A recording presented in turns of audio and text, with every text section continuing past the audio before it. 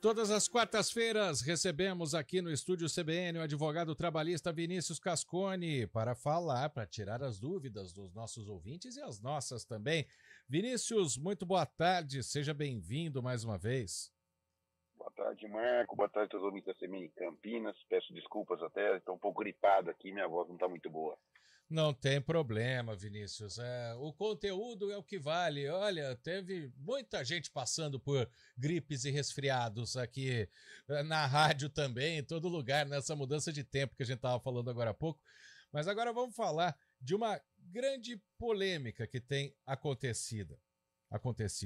Controle de jornada e horas extras. Isso... A gente tem muitas empresas, né, que batem o ponto, né, tem a máquina de ponto, do cartão de ponto, mas com o home office muito disso mudou também, Vinícius. Bom, Marco, realmente o controle de jornada, né, o controle do tempo que você está trabalhando, tem tido bastante questionamento, né? Em 2017, a gente sempre fala isso, né, com a reforma trabalhista, estabelecer a possibilidade do chamado teletrabalho, né? E é um pouco diferente do home office, mas é o trabalho que você faz, né, por meios eletrônicos, né, digitais. Então você acaba trabalhando fora do local de trabalho especificamente. Nesse caso específico que você apontou, a lei estabelece que não tem controle de jornada. Olha só que incrível, né? Justamente no meio tecnológico no qual você tem maior possibilidade de controle da jornada, a lei fala que não tem essa obrigatoriedade. Então, aí é um ponto importante para a gente ressaltar que nem sempre as mudanças na lei, né, nas legislativas e o avanço dos meios tecnológicos faz com que a gente tenha aí a melhoria nas relações de trabalho. Então, isso para mim é um equívoco que existe na lei, né? Então, deveria ter o controle de jornada, sim, nos meios, para quem trabalha no chamado teletrabalho ou, inclusive, na outra modalidade que a gente chama, que não está previsto na lei, que é o chamado home office. É necessário ter um tipo de controle de trabalho, controlar a jornada dos trabalhadores. Tá? Então, esse ponto é importante ressaltar. O que a gente tem visto, né, ultimamente, principalmente com as mudanças na legislação, são os métodos alternativos de controle de ponto.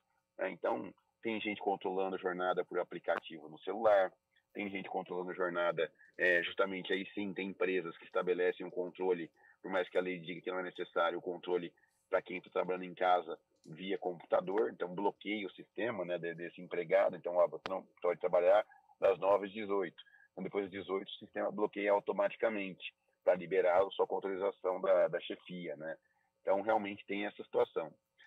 Outra questão que é importante ressaltar é que a lei estabelece que as empresas com mais de 20 empregados têm a obrigatoriedade de fazer o controle da jornada. Então, a grande maioria das empresas que tem menos de 20 funcionários não tem a obrigatoriedade de controlar. E aí começa uma grande discussão, né? Principalmente em relação às horas extras. Se não controla a jornada, fica muito mais problemático depois apurar se teve hora extra ou não teve hora extra. Né? Vinícius, boa tarde. Taila falando aqui. Bom, a gente estava falando desses métodos novos, né, para conseguir fazer esse controle de jornada. Você citou até a questão aí de geolocalização, rastreador do celular. Fazer esse tipo de controle, né, para ter esse controle da jornada, é dentro da lei? Isso é possível? Então, vamos lá. Na verdade, boa tarde, Taila, né? O que ocorre? A lei permite que você faça o controle de jornada pelo aplicativo no celular. Então, você pode estabelecer que o controle é nessa modalidade. Né? Então, você pode estabelecer, até porque tem pessoas que trabalham alguns dias dentro do estabelecimento, alguns dias fora.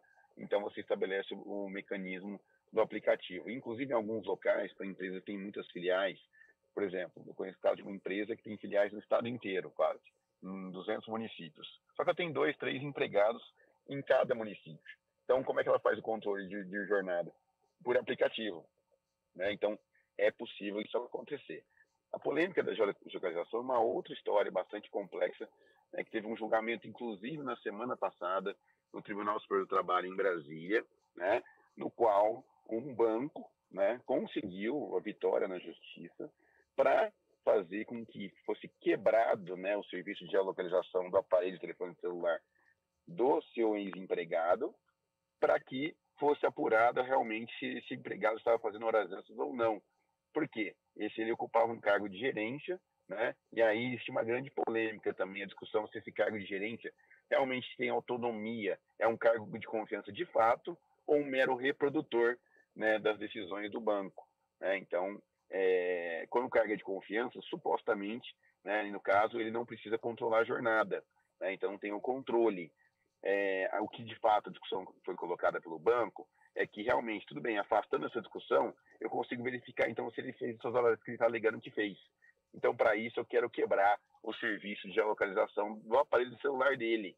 E essa discussão foi até Brasília, até o Tribunal Superior do Trabalho em Brasília, e o TST reconheceu que é possível quebrar essa questão aí, nem é um sigilo telefônico, na verdade, né? Solicitar que o operador de telefonia informe realmente se ele estava aí trabalhando nesse período, nessas horas apontadas pelo empregado, para que se fosse um instrumento de prova no processo. Vinícius, já que a gente está falando de teletrabalho, né, e tem contratos CLT que são para teletrabalho, que são para home office, por que não? Tem as mesmas obrigações, como, por exemplo, uma hora de intervalo, né? Afinal de contas, a pessoa está na casa dela e, em teoria, poderia a qualquer momento fazer um lanchinho, alguma coisa, mas ela pode descansar uma hora, ela deve descansar uma hora. Tem mudança nisso? Bom, na verdade, fazer um lanchinho, tomar um café, a gente pode em qualquer lugar, né? Sempre falo isso. Então, esse ponto específico, você estando em casa ou não estando em casa, você tem direito a um horário específico para intervalo para refeição, para descanso e refeição, né? Então, aí tem que interromper as atividades, você não deve fazer nenhum tipo de trabalho.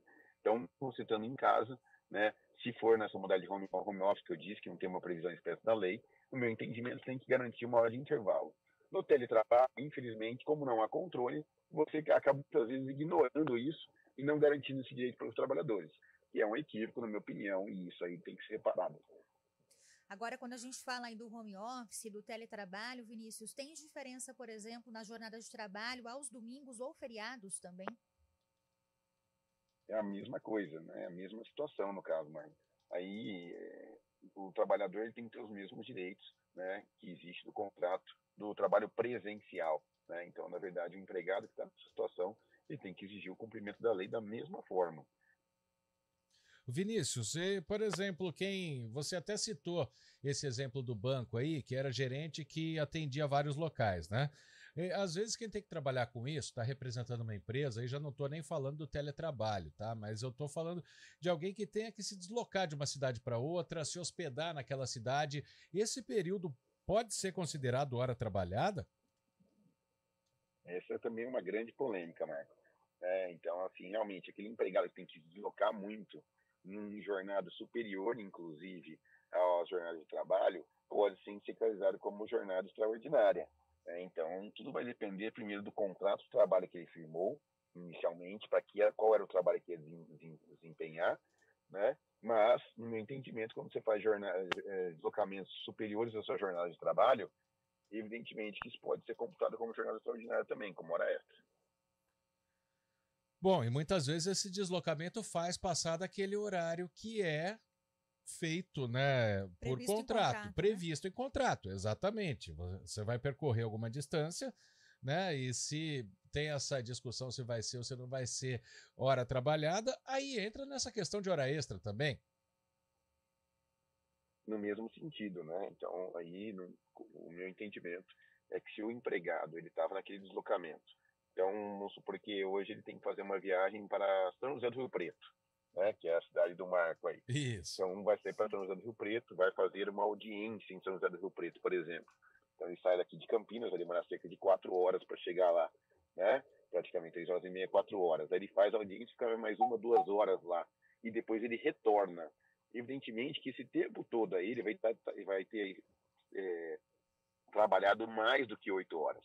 Não há dúvidas que isso vai acontecer. E aí esse período extraordinário tem que ser computado como hora extra.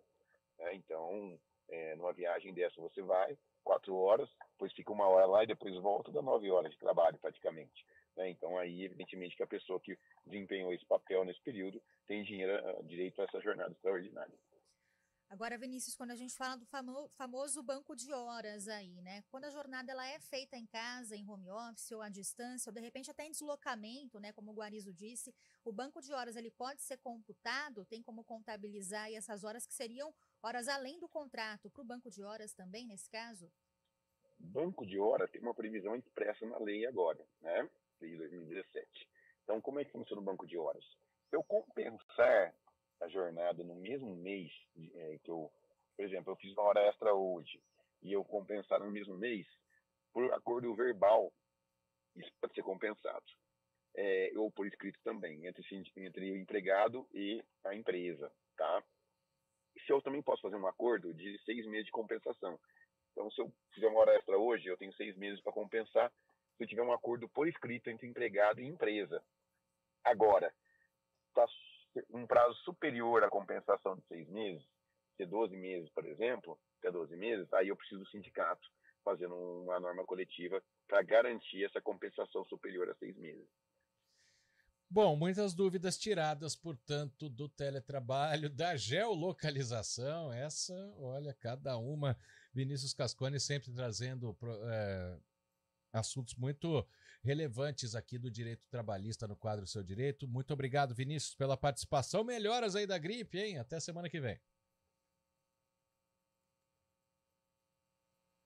Já não estamos mais em contato com o Vinícius, né? Vamos fazer um intervalo, então, 3h28.